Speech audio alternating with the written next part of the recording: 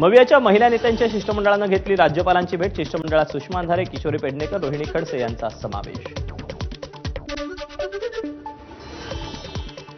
राज्यपालांच्या भेटीसाठी गेलेल्या शिष्टमंडळात सहभागी करून न घेतल्यानं काँग्रेसमध्ये नाराजी। काँग्रेसच्या महाराष्ट्र प्रदेश उपाध्यक्ष संगीता तिवारी नाराज। विधान परिषद उपसभापती नीलम गोरेंच्या अध्यक्षतेखाली महिला आयोगाच्या कार्यपद्धतीबाबत बैठक। महिला आयोगाच्या अध्यक्षा रुपाली चाकणकर यांची उपस्थिती। मुंबई विधान परिषद उपसभापती नीलम गोरेंच्या अध्यक्षतेखाली महिला आयोगाच्या कार्यपद्धतीबाबत विधान भवनात बैठक। महिलांना न्याय देण्यासंदर्भात बैठकीत चर्चा। लाडकी बहीण योजनेसंदर्भात गैरसमज पसरवण्याचा प्रयत्न होतोय, मात्र योजना चालूच राहणार। मे महिन्याचा हप्ता लवकरच दिला जाईल, मंत्री आदित्य तटकरेंचं आश्वासन। पुण्यातील अॅग्रो हॅकेथॉनमध्ये पुणे पोलिसांची अनोखी कार्यतत्परता समोर। मुख्यमंत्री आणि इतर मंत्र्यांच्या सुरक्षा रक्षकांनाच कार्यक्रमस्थळी अडवण्याचा प्रयत्न। 3 दिवसांच्या विश्रांतीनंतर मुंबईच्या पश्चिम उपनगरात मुसळधार पाऊस। अंधेरी, जोगेश्वरी, गोरेगाव, मालाड, कांदिवली, बोरिवली, दहिसर, विलेपार्लेत पाऊस। कोकण रेल्वे ट्रेनवरून कारची रोरो सर्व्हिस सुरू करणार। गणेशोत्सवासाठी कोकणात जाणाऱ्यांना रोरो सेवेचा मोठा फायदा होणार। वैष्णवी आत्महत्या प्रकरणी राजेंद्र आणि सुशील हगवणेला 14 दिवसांची न्यायालयीन कोठडी। दोघांनाही पुणे सत्र न्यायालयात हजर करण्यात आलं होतं। वैष्णवी हगवणे आत्महत्या प्रकरणी वैष्णवीच्या पती आणि सासूला 6 जूनपर्यंत पोलीस कोठडी।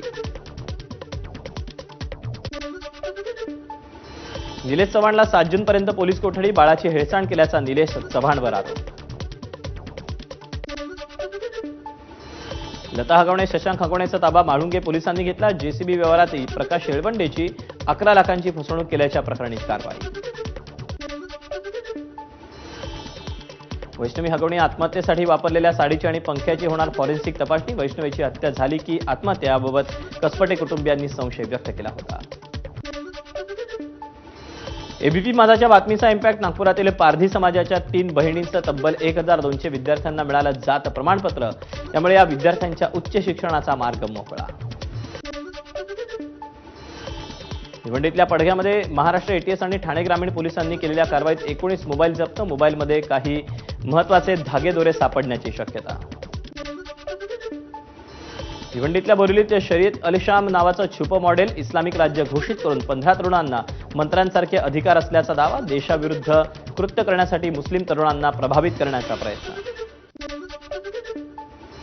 नाशिकमध्ये कोरोनाचा शिरकाव। माजी खासदार हेमंत गोडसेंना कोरोनाची लागण। Godse home quarantine.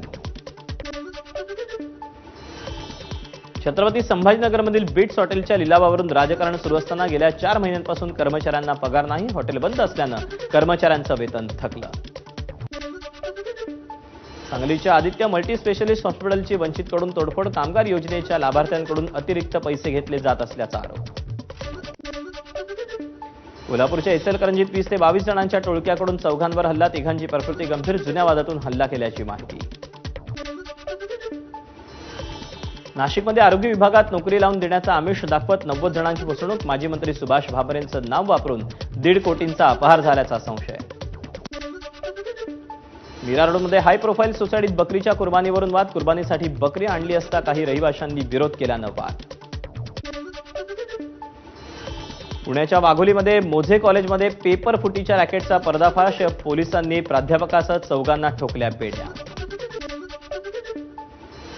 विवाहित असल्याचं प्रमाणपत्र आणलं नाही म्हणून महिला परीक्षार्थींना टेट परीक्षा देण्यापासून केंद्र प्रमुखांना वंचित ठेवलं। नागपूरच्या संचेती महाविद्यालयातला प्रकार। पुण्यातल्या खडकीजवळ टोळक्याकडून एसटी चालक आणि कंडक्टरवर दगडफेक। मारहाणीचं कारण स्पष्ट। महिलेचा वेश धारण करून चोरी करणाऱ्याला मुंबईच्या मालाड पोलिसांकडून अटक। 41 लाखांचे दागिनेही केले जप्त। अकोल्यातील एका हत्या प्रकरणातील आरोपीला तब्बल 11 महिन्यांनी अटक। 26 वर्षीय टॅटू आर्टिस्ट शांतिक्रिया कश्यप यांची हत्या करणाऱ्या महादेव शृंगारेला मुंबईतून अटक। लिव्ह इन रिलेशनशिपमध्ये राहणाऱ्या तरुणीची तरुणानं केली हत्या। कोल्हापुरातील सरनोबतवाडी परिसरातली धक्कादायक घटना। नाशिकच्या पंचवटीतील फुले नगरमध्ये जादूटोणा करत असल्याच्या संशयातून एकाची हत्या। 2 जण अटकेत। नाशिकमध्ये कोयता गँगचा धुमाकूळ, 2 वेगवेगळ्या भागात कोयता घेऊन दहशत माजवल्याचा व्हिडिओ समोर. छत्रपती संभाजीनगरच्या सिल्लोडमध्ये कोळी समाजाचं वेगवेगळ्या मागण्यांसाठी आंदोलन, सिल्लोडच्या उपविभागीय कार्यालयात विंचू सोडण्यात आले. एलओसी क्रॉस करून पाकव्याप्त काश्मीरमध्ये गेलेल्या सुनीताची चौकशी करण्यासाठी काश्मीर पोलीस नागपुरात. नागपूर पोलिसांना चौकशी दरम्यान सुनीतानं फारसं सहकार्य केलं नसल्याची माहिती.